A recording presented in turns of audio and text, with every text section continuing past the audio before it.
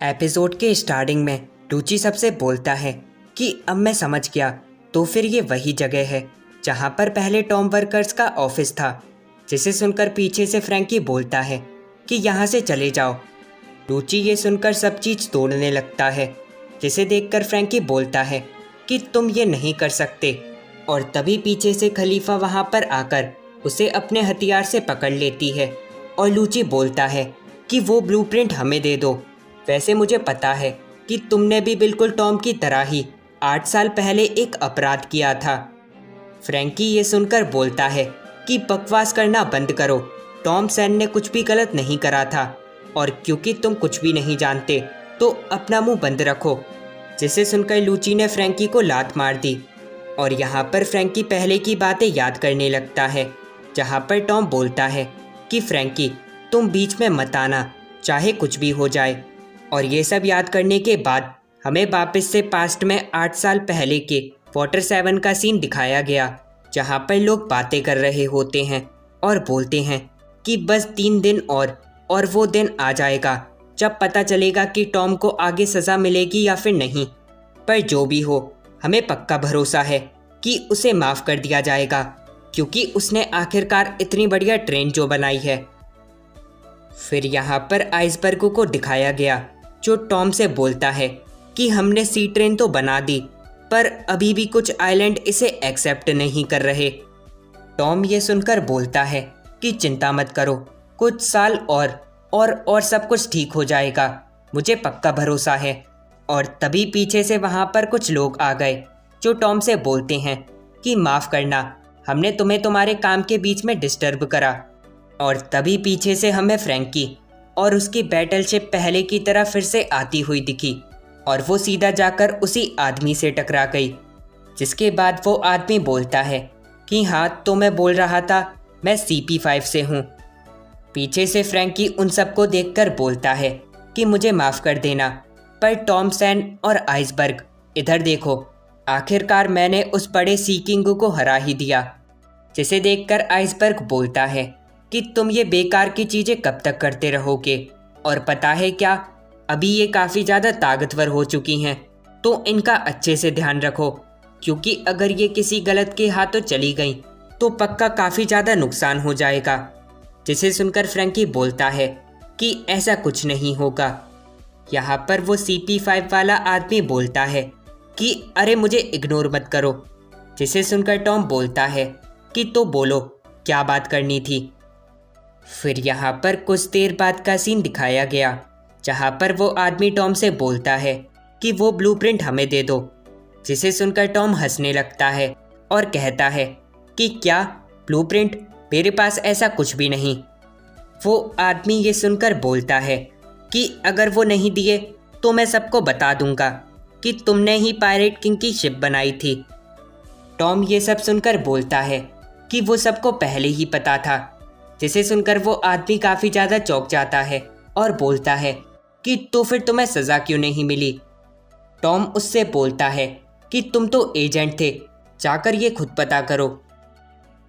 फिर यहाँ पर एक बार का सीन दिखाया गया, जहाँ पर एक आदमी बोलता है कि हाँ, टॉम एक बहुत अच्छा आदमी है, उसने सी ट्रेन जो बना दी, इसलिए शायद गवर्नमेंट उसकी सज़ा 3 दिन बाद माफ़ भी कर दे।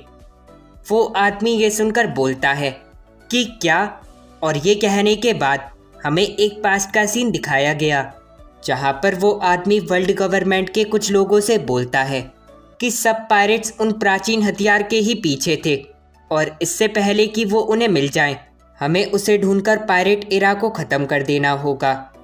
जिसे सुनकर एक आदमी बोलता है कि अगर ऐसा है तो जाओ और प्लूटोन के ब्लूप्रिंट ढूंढो और आगे जो करना है वो देखा जाएगा। और इस सब को याद करने के बाद वो बोलता है कि जाओ और बाकी और लोगों को भी बुला लो, हमें ब्लूप्रिंट किसी भी हालत में चाहिए। फिर यहाँ पर टॉम वर्कर के घर का सीन दिखाया गया, जहाँ पर टॉम फ्रैंकी और आइसबर्ग को अपने पास बुलाकर बोलता है, मुझे तुम्हें कुछ देना था, ये प्लूटोन के ब्लूप्रिंट। जिसे देखकर फ्रैंकी बोलता है कि ये तो बैटलशिप है, चलो इसे बनाएं।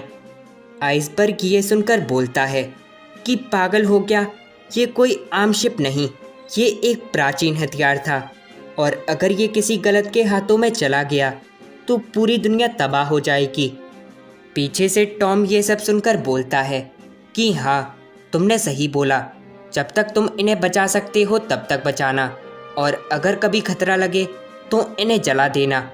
और वैसे ये सब छोड़ो, मैं तुम्हें किसी के बारे में बताना चाहता हूँ कि ये चीज़ मुझे काफ़ी ज़्यादा परेशान कर रही थी। फिर यहाँ पर उस गवर्नमेंट की शिप को दिखाया गया जो वाटर 7 तक आ गई, और लोग उसे देखकर उसके अंदर जाने लगते हैं क्योंकि उन्हें पता है कि टॉम की सज़ा आज माफ़ होगी। और यहाँ पर एक नेवी ऑफिसर उस जज से जाकर बोलता है कि क्या आपने ट्रेन देखी? वो जज ये सुनकर बोलता है कि हाँ, मैं उसमें बैठा, वो कमाल की थी, इसलिए टॉम को पक्का कुछ तकलीफ नहीं होगी। और तभी वहाँ पर अचानक से एक हमला हो गया, जिसे देखकर सब लोग काफ़ी ज़्यादा चौंक गए और वहाँ से भागने लगे।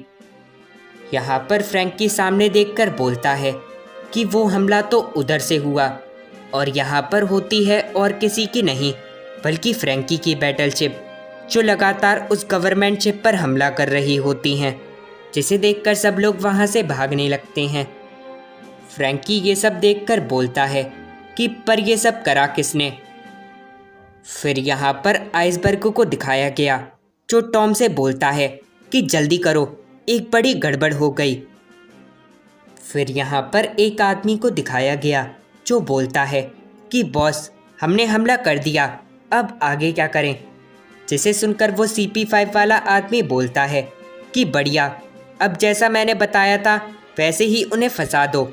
और इस सब के बाद वो बोलता है कि बढ़िया, तुम्हें मुझे वो ब्लूप्रिंट देने ही पड़ेंगे, चाहे कुछ भी हो जाए।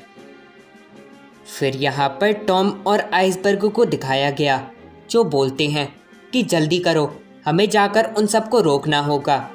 और यहाँ पर वो सब लोग उन दोनों को आता हुआ देखकर बोलते हैं कि वो लोग आ गए, यहाँ से निकलो। और इस सब के बाद वो सब पानी में कूद गए, और जब तक टॉम और आइसबर्ग वहाँ पर आए सब वहाँ से भाग चुके थे। और तभी पीछे से 2 और किसी शिप ने उन दोनों पर हमला कर दिया और वो सारी बैटलशिप जला दी। यहाँ पर फ्रैंकी ये सब देख रहा होता है और बोलता है कि ये सब आखिर कर कौन रहा है। और इस सब के बाद उसकी नज़र टॉम और आइसबर्ग पर गई, जिसे देखकर वो बोलता है कि क्या तुम दोनों ठीक हो? आइसबर्ग ने फ्रैंकी को देखकर उसे मार के पीछे फेंक दिया और बोला, मैंने तुमसे पहले ही बोला था कि इन्हें सही से रखो। उस दिन जो एजेंट आया था उसी ने ये सब करा, वो भी तुम्हारी शिप लेकर। फ्रैंकी ये सुनकर बोलता है कि क्या इसका मतलब टॉम सैन को मेरी वजह से चोट लगी? जिसे सुनकर आइसबर्ग बोलता है कि हाँ, अब मेरी बात सुनो, हथियार जो तुम बनाते थे वो हथियार ही होते हैं, और अब गवर्नमेंट को ऐसा लगेगा कि ये सब हम सब ने करा, और ये सब उस एजेंट ने इसलिए करा ताकि वो ब्लूप्रिंट ले सके। पर हाँ, अगर इस सब के बाद टॉम सैन को कुछ भी हुआ तो देख लेना, मैं तुम्हें कभी भी माफ़ नहीं करूँगा।